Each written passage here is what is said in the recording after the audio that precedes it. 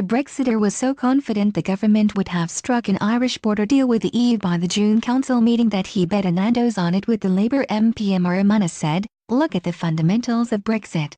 The fundamentals of this thing haven't changed. It is shambolic, it is chaotic. We were told there was going to be a resolution to the Irish border issue back in December. It is still unresolved now. Actually, let us remind this man, IDS, he promised me that if at the June Council coming up on Thursday that he would give me a Nando's meal.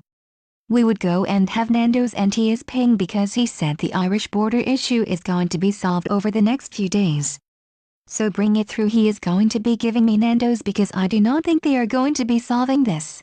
I want halloumi to start as well as a chicken." Mr. Duncan Smith responded, "Of course, providing we go Dutch." Both politicians and the hosts started laughing before Susanna Reid responded with a clever point. Previously speaking on Good Morning Britain, Mr. Duncan Smith pledged the government would be united by the time of the EU summit towards the end of June. She said, "Once we get out of the EU you are not allowed to go Dutch anymore." Responding to claims from Remainer MP Chuka Umunna that the government was negotiating with itself, Mr. Duncan Smith said, "Well, while we are on parties negotiating with themselves."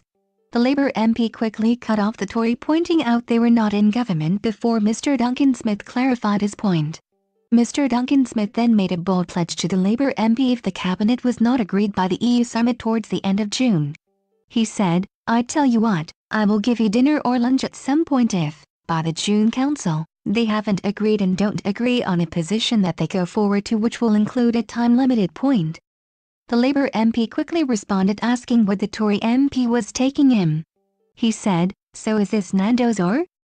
The pair joked before Mr. Duncan Smith responded by saying probably.